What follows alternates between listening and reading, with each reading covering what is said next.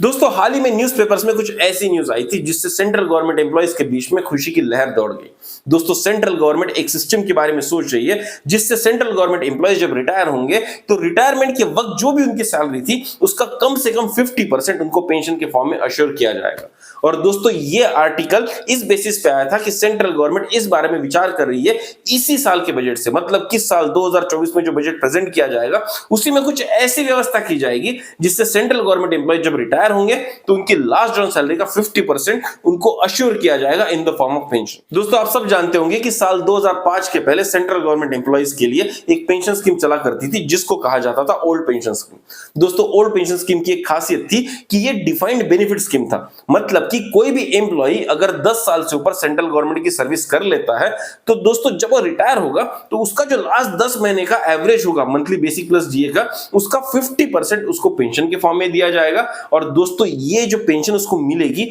उसके ऊपर DA applicable होगा, मतलब कि साल में 2 बार जब सेंट्रल गवर्नमेंट डीए रिवाइज करती है तो पेंशन पे भी ये रिवीजन एप्लीकेबल होगा। और इसीलिए जैसे जैसे लोगों की उम्र बढ़ती जाती थी वैसे वैसे पेंशन की वैल्यू भी बढ़ती जाती थी क्योंकि उसके ऊपर डीए बढ़ते जाता था। दोस्तों ओल्ड पेंशन स्कीम एम्प्लॉयज के लिए बहुत बेनिफिशियल माना जाता था, लेकिन सरकार के ऊपर इसका जबरदस्त फाइनेंशियल बर्डन गिरता था। इसीलिए दोस्तों साल 2005 में यूपीए सरकार ने एक एक्ट लाया और उस एक्ट के तहत यह बात कह दी कि भाई जो भी व्यक्ति 2004 के पहले ज्वाइन किए हुए हैं उन्हीं को ओल्ड पेंशन स्कीम दी जाएगी, और जो भी व्यक्ति सेंट्रल गवर्नमेंट की सर्विस में साल 2004 के बाद ज्वाइन करेंगे उनके लिए ओल्ड पेंशन स्कीम का ऑप्शन अवेलेबल नहीं होगा। उनके लिए एक नया स्कीम ला दिया गया जिसका नाम दे दिया गया था न्यू पेंशन स्कीम, और सामने जाके इसी को नेशनल पेंशन सिस्टम के नाम पे चेंज कर दिया गया। अब दोस्तों ये जो ओपीएस से एनपीएस का ट्रांजिशन हुआ था, मतलब कि ओल्ड पेंशन स्कीम से न्यू पेंशन स्कीम का ट्रांजिशन हुआ था, इसमें एक बहुत फंडामेंटल चेंज आया था। और ये फंडामेंटल चेंज इस लेवल पे था कि ओल्ड पेंशन स्कीम को डिफाइंड बेनिफिट स्कीम माना जाता था और न्यू पेंशन स्कीम को दोस्तों यहां पर डिफाइंड कंट्रीब्यूशन स्कीम बना दिया गया। अगर आप ओल्ड पेंशन स्कीम की बात करेंगे तो एम्प्लॉयज उसमें कुछ भी अलग से कंट्रीब्यूट नहीं करते थे, तब भी जब वो रिटायर होते थे तब उनको पेंशन एक डिफाइंड फॉर्मेट में दी जाती थी जो उनके लास्ट 10 महीने का जो एवरेज बेसिक प्लस डीए था उसका 50% पे उनको मिलता था और उसके ऊपर डीए मिलता था। और लेकिन दोस्तों जैसे ही एनपीएस स्कीम में ट्रांजिशन हुआ तो ये जो डिफाइंड बेनिफिट स्कीम का जो कैरेक्टर था इसको हटाकर डिफाइंड कंट्रीब्यूशन स्कीम ला दी गई, मतलब कि अब अगर किसी को पेंशन चाहिए होगी तो उस सेंट्रल गवर्नमेंट एम्प्लॉयज को अपने पॉकेट से कुछ पैसा पेंशन की तरफ कंट्रीब्यूट करना पड़ेगा, और दोस्तों जितना भी पैसा वो पेंशन में कंट्रीब्यूट करेगा उसके प्रोपोर्शनेट वैल्यू में सेंट्रल गवर्नमेंट भी उसी फंड में कुछ और पैसा डालेगी। और ये जो डिफाइंड कंट्रीब्यूशन होगा सरकार की तरफ से और एम्प्लॉय की तरफ से, उसके साथ दोस्तों एक रिटायरमेंट कॉर्पस बनाया जाएगा और उस रिटायरमेंट कॉर्पस के बेसिस पे एम्प्लॉयज को पेंशन यहां पर दी जाएगी। ये था दोस्तों न्यू पेंशन सिस्टम।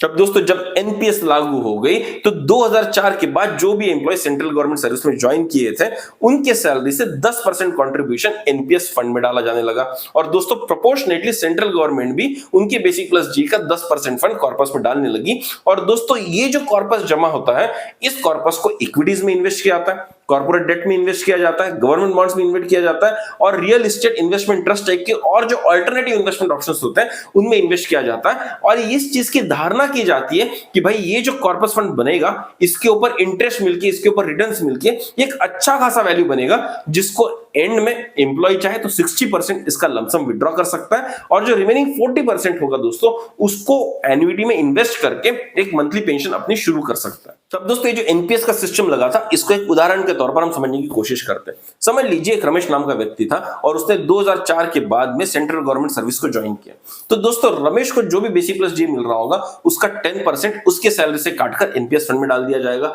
उसी का प्रोपोर्शनेट 10% सेंट्रल गवर्नमेंट भी अपने जेब से एनपीएस में कंट्रीब्यूट करेगी। अब दोस्तों हर महीने जब पैसा कंट्रीब्यूट किया जाएगा उसको कहीं एक जगह पे इन्वेस्ट किया जाएगा, आइदर वो शेयर मार्केट में इन्वेस्ट किया जाएगा, कॉर्पोरेट बॉन्ड में इन्वेस्ट किया जाएगा, सोवरेन बॉन्ड्स में इन्वेस्ट किया जाएगा या किसी और alternative form of investment fund में उसको इन्वेस्ट किया जाएगा और उसको पीएफआरडीएस सही तरह से मैनेज करेगा। अब दोस्तों जब ये फंड उसके रिटायरमेंट के पास एक वैल्यू हासिल कर लेगा तो समझ लीजिए हम पकड़ते हैं कि रमेश जब 60 इयर्स की एज में रिटायर हो रहा है तो उसके पास 1 करोड़ का लमसम रिटायरमेंट कॉर्पस बन गया। अब दोस्तों एनपीएस के तहत रमेश चाहे तो उस 1 करोड़ में से 60% तुरंत विड्रॉ कर सकता है, मतलब कि 60 लाख रुपीस का फंड 1 करोड़ में से रमेश डायरेक्टली विड्रॉ कर सकता है, उसको अपने हिसाब से जैसा चाहे उसको खर्च कर सकता है। और दोस्तों वो जो बचा हुआ 40% होगा, जो तकरीबन 40 लाख रुपीस होगा, उसका कंपलसरीली उसको एक एन्युटी खरीदना पड़ेगा। और जब वो कहीं पर किसी फंड मैनेजर के पास वो पैसा रखेगा, उसके ऊपर उसको इंटरेस्ट मिलेगा और उससे उसका एक फिक्स्ड एन्युटी उसको लाइफ टाइम के लिए मिलेगा। समझ लीजिए अगर 40 लाख रुपए उसने एचडीएफसी के पास रख दिए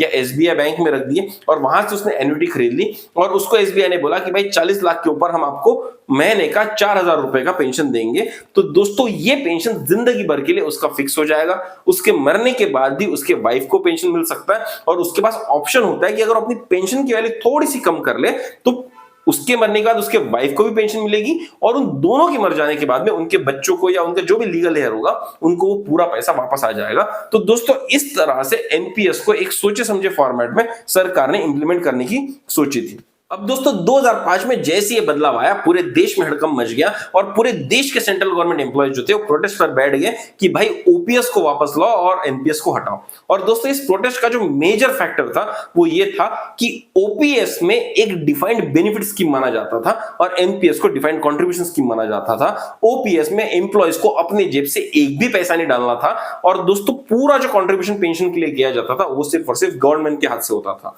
लेकिन दोस्तों जैसे ही एनपीएस आया एम्प्लॉयज के हाथ से वो 10% निकालकर एनपीएस में डाला जाने लगा और दोस्तों ये जो 10% उनके अकाउंट से कटने लगा ये उनके हाथ में पहले वैसे भी आता था जब ओपीएस था और जो बेनिफिट मिलता था पेंशन का सरकार देती थी। लेकिन यहां पर अब एम्प्लॉयज को अपने जेब से कंट्रीब्यूट करने की बारी आ रही थी, मतलब कि डेफिनेटली उनकी सैलरी 10% उनके हाथ में कम आने वाली थी। और दोस्तों ये जो 10% का झटका होता है किसी भी आम आदमी के लिए बड़ा झटका होता है और आप सब जानते हैं कि सेंट्रल गवर्नमेंट एम्प्लॉयज जनरली एक मिडिल क्लास ब्रैकेट में आते हैं और जैसे उनके जेब पर ही 10% का झटका पड़ा वैसे ही दोस्तों पूरे देश में प्रोटेस्ट होना शुरू हो गए। लेकिन दोस्तों 2005 में यूपीए सरकार इसके ऊपर बिल्कुल भी बच नहीं हुई और यूपीए सरकार ने इस सिस्टम को लागू कर दिया और धीरे धीरे जितने भी स्टेट गवर्नमेंट थे सारों ने ओपीएस को हटाकर एनपीएस अडॉप्ट कर लिया।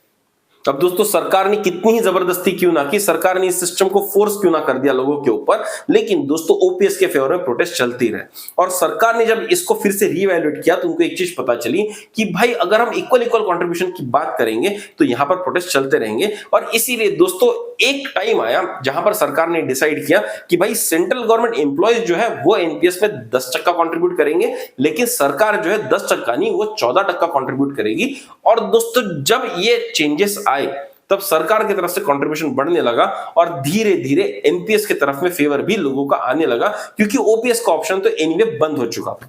अब दोस्तों पेंशन की जो कहानी है वो यहां पर खत्म नहीं होती क्योंकि जल्दी ही पेंशन की कहानी में एक नया पात्र इंट्रोड्यूस होने वाला था। और दोस्तों ये जो नया कैरेक्टर इंट्रोड्यूस होने वाला था इसका नाम था पॉलिटिक्स।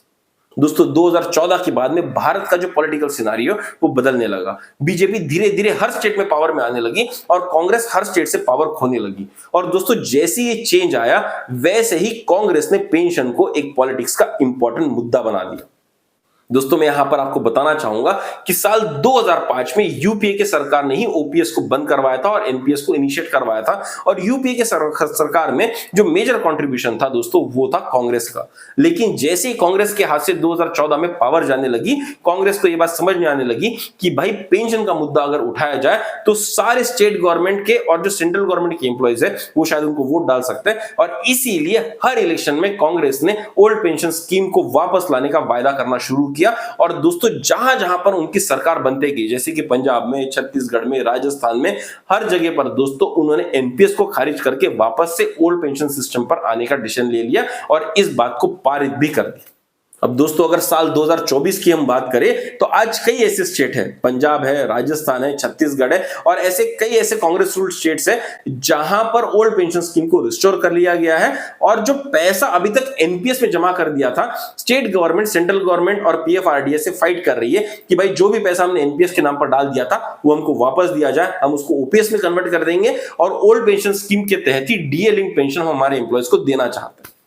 अब दोस्तों जब तक ये फिनोमेना स्टेट लेवल तक हो रहा था तब तक बीजेपी सरकार ने इसके ऊपर कुछ खास ध्यान नहीं दिया। लेकिन साल 2024 में जो इलेक्शन रिजल्ट आया तो बीजेपी सरकार को ये बात पता चल गई कि भाई धीरे धीरे हमारी मेजॉरिटी कम हो रही है और सेंट्रल गवर्नमेंट एम्प्लॉयज जो सारी प्रोसेस में, सारे इलेक्शन प्रोसेस में, सारे एडमिनिस्ट्रेटिव प्रोसेस में बहुत अहम भूमिका निभाते हैं, इनको दुखी करना उनके पॉलिटिकल करियर के लिए सही नहीं होगा। और दोस्तों इसीलिए अब एक खबरें आ रही है कि बीजेपी सरकार मतलब कि जो करंट एनडीए सरकार है वो इस बारे में सोच रही है कि किस तरह से सेंट्रल गवर्नमेंट एम्प्लॉयज को उनके रिटायरमेंट के बाद जो उनकी आखिरी सैलरी होगी उसका कम से कम 50% का पेंशन तो अश्योर किया जाए। और दोस्तों शायद इस साल के बजट में जो अभी जुलाई के महीने में प्रेजेंट होने वाला है दोस्तों, उस बजट में फाइनेंस मिनिस्टर इस बात की घोषणा भी करने वाले। अब दोस्तों भले ये मूव देखने में पॉलिटिकली मोटिवेटेड लगेगा, लेकिन दोस्तों सरकार ने इसके ऊपर थोड़ा सा साइंटिफिक काम भी किया है। निर्मला सीतारामन जी ने जो फाइनेंस मिनिस्टर रही है इंडिया की, उन्होंने साल 2023 में एक सोमनाथन पैनल का गठन किया था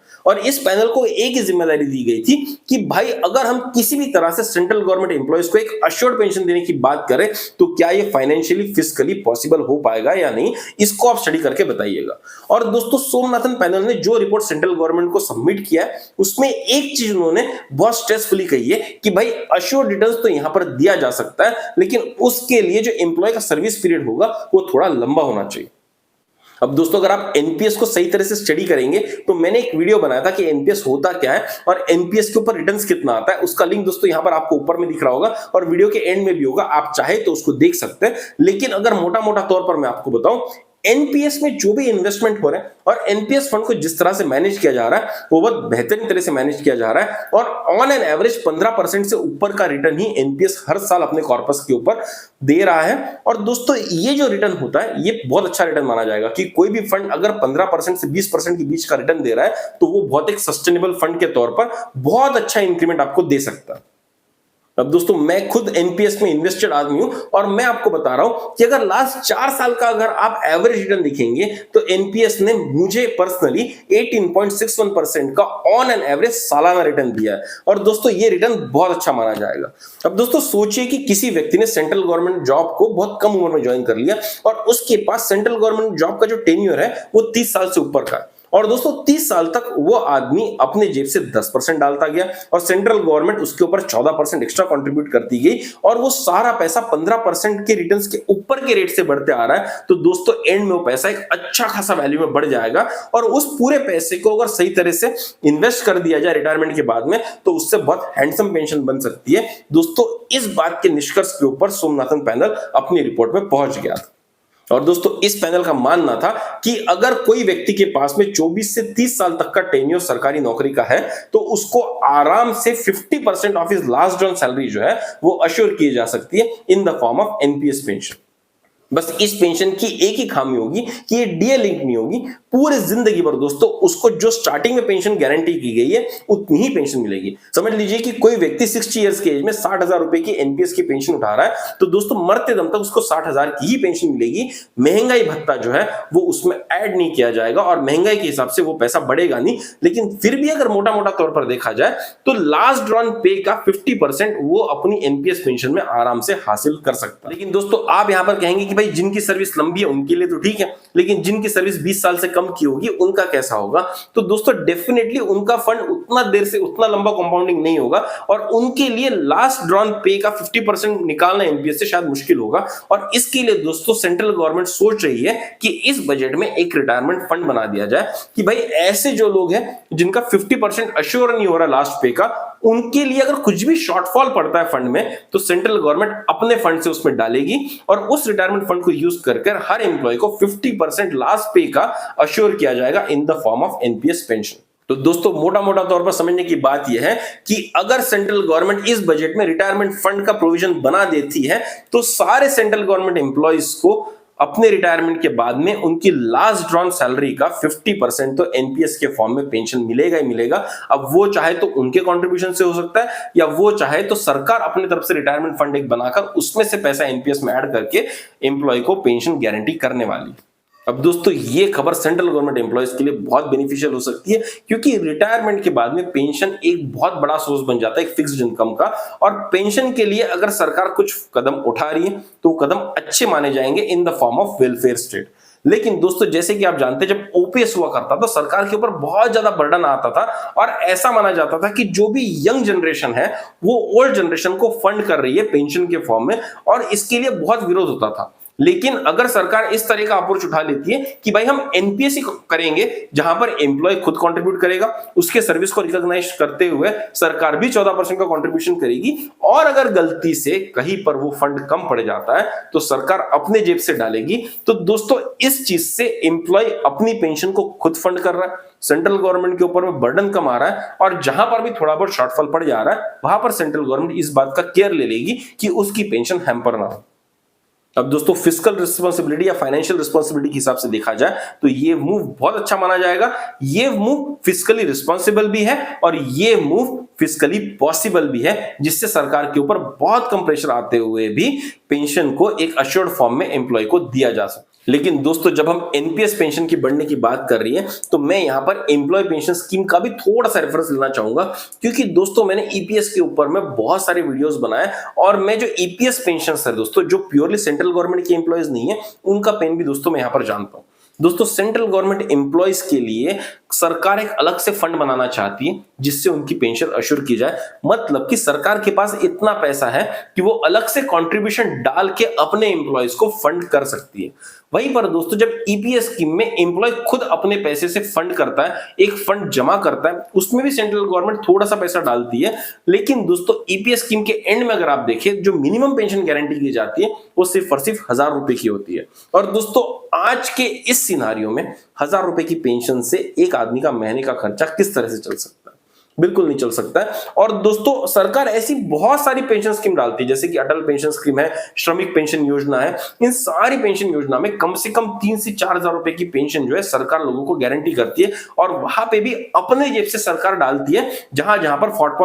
शॉर्टफॉल पड़ जाता है। तो दोस्तों अगर इन सारी गरीबों के लिए जो पेंशन चलती है उनमें सरकार अपने जेब से पैसा डाल सकती है, जो सेंट्रल गवर्नमेंट एम्प्लॉइज है उनके वेलफेयर के लिए थोड़ा सा पैसा सेंट्रल गवर्नमेंट अपने जेब से डाल सकती है, तो दोस्तों जो ईपीएस पेंशनर्स है उनको यहां पर क्यों पीछे छोड़ा जा रहा है? और दोस्तों उनकी डिमांड बहुत ज्यादा नहीं है, उनकी डिमांड कुछ ऐसी नहीं है कि आप 20,000 की पेंशन दे दो, उसको डीए लिंक कर दो। अगर सही तरह से देखा जाए तो 1000 की पेंशन को बढ़ा के कम से कम 3 से 3500 की पेंशन करना सरकार के लिए बहुत पॉसिबल है। और दोस्तों ये जो सारे लोग इस पेंशन को डिमांड कर रहे हैं वो ऐसे लोग हैं जिन्होंने कम से कम 10 साल इस देश की इकोनॉमी में कंट्रीब्यूट किया है, 10 साल अपने जेब से टैक्स भरा है, 10 साल अपने जेब से ईपीएस पे कंट्रीब्यूट भी किया है। और दोस्तों ऐसे कई सारे एम्प्लॉयज होंगे जिनकी अगर सर्विस 30 साल से ऊपर की है तो उनके खुद के फंड से ही उनको 3000 रुपए की पेंशन दी जा सकती है, तो कम से कम उनकी तो स्टार्ट कर ही दी जाए। और जिस तरह से सेंट्रल गवर्नमेंट एम्प्लॉयज के एनपीएस के केस में शॉर्टफॉल पड़ने पर गवर्नमेंट खुद पैसा डाल रही है, तो जिन जिन लोगों का शॉर्टफॉल थोड़ा सा पड़ रहा है वहां अगर सरकार पेंशन फंड कर दे तो दोस्तों पेंशन को 3000 से 3500 रुपए की जा सकती है। हालांकि जो ईपीएस पेंशनर है वो 7500 प्लस डीए की डिमांड कर रहे हैं, लेकिन शायद इतनी बड़ी डिमांड सरकार के लिए फुलफिल करना पॉसिबल नहीं होगा। लेकिन डेफिनेटली पेंशन को 1000 रुपए से 3000 रुपए करना बिल्कुल पॉसिबल है। और दोस्तों उसके लिए मैंने एक वीडियो बनाया था कि किस तरह से पॉसिबल हो सकता है, उसका लिंक दोस्तों आपको यहां पर दिख रहा है और वीडियो के एंड में भी दिख रहा होगा, आप चाहे तो उसको भी देख सकते हैं। अब दोस्तों पेंशन के खिलाफ में और पेंशन के फेवर में बहुत सारे आर्गुमेंट दिए जा सकते हैं कि भाई पेंशन देश के ऊपर बर्डन बनता है, लेकिन पेंशन जो होता है वो एक बूढ़े आदमी का बुढ़ापे का सहारा होता है। तो दोस्तों इन सारे आर्गुमेंट्स पे बहस करना तो बिल्कुल पॉसिबल है, लेकिन इसके लिए प्रैक्टिकल सॉल्यूशंस कैसे ढूंढे जाए इसके ऊपर भी दोस्तों हमको वर्क करने की जरूरत है। And I think central government ने ये जो सोल्यूशन सेंट्रल गवर्नमेंट एम्प्लॉयज के लिए ढूंढा है कि थोड़ा सा अगर कॉन्ट्रीब्यूट कर दिया जाए तो लास्ट पे जो उनको मिल रही है उसका 50% उनको गारंटी किया जाए, एक बहुत अच्छा वेलफेयर और फाइनेंशियली रिस्पॉन्सिबल मूव माना जाएगा। और मेरी सरकार से ये गुजारिश रहेगी कि ईपीएस पेंशनर्स के लिए भी दोस्तों ऐसा एक छोटा सा कदम उठाया जाए और उनकी मिनिमम पेंशन 1000 रुपए से बढ़ा के कम से कम 3000 रुपए तो यहां पर की जाए। और दोस्तों मैं उम्मीद करता हूं कि मेरे जो दर्शक है इस मेरे रिक्वेस्ट से सहमत होंगे, क्योंकि वहां पर फाइनेंशियल रिस्पॉन्सिबिलिटी सरकार की बनती है और फिस्कल जो बर्डन उनके ऊपर आने वाला वो बहुत कम आएगा। और अगर सरकार एक मिडिल क्लास एम्प्लॉय के लिए बर्डन नहीं उठा रही है तो सरकार को जस्टिफाई करना पड़ेगा कि जो बिलो पॉवर्टी लेवल लोगों के लिए जो अटल पेंशन योजना या श्रमिक पेंशन योजना सरकार लगाती है उसमें क्यों कंट्रीब्यूट करती है। अगर सरकार वहां पर वोट पाने के लिए उस तरह का कंट्रीब्यूशन कर सकती है तो यहां पर मिडिल क्लास के वोट की भी वैल्यू होनी चाहिए, क्योंकि मिडिल क्लास दोस्तों एक ऐसा वोटर है जो सिर्फ अपने नंबर्स के नाम पर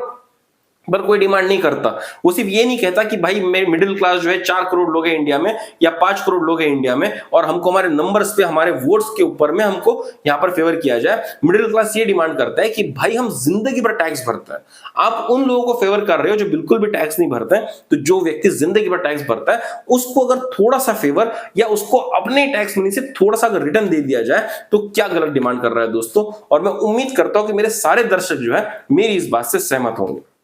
तो दोस्तों आज का ये डिस्कशन यहीं पर समाप्त करता है। मैं उम्मीद करता हूं इस वीडियो से आपकी जिंदगी में एक छोटा सा वैल्यूएशन जरूर हुआ होगा। अगर दोस्तों आपकी जिंदगी में वैल्यू ऐड हुआ है तो जरूर शेयर कीजिए अपने दोस्तों से, अपने परिवारजनों से, ताकि इस वीडियो को देख के उनके जिंदगी में भी एक छोटा सा वैल्यूएशन हो सके। अगर दोस्तों आप मेरे विचारों से कहीं पर भी असहमत हैं तो मुझे कमेंट बॉक्स में कमेंट कर बताइएगा। अगर दोस्तों आपको मेरे विचार पटे हैं या आपके कुछ और सुझाव है तो वो भी आप मुझको कमेंट बॉक्स में कमेंट कर जरूर बताइएगा। क्योंकि दोस्तों जैसे ही आपके कमेंट्स दिखते हैं मुझे फीडबैक मिलता है और इस फीडबैक से आपके लिए बेहतरीन कंटेंट लाने की मैं हमेशा कोशिश करते रहता हूं। तो चलिए दोस्तों जल्दी मिलेंगे एक नए एपिसोड के साथ, एक नए डिस्कशन के साथ। तब तक के लिए सब्सक्राइब करते रहिए हमारा चैनल वैल्यू एडिशन। धन्यवाद।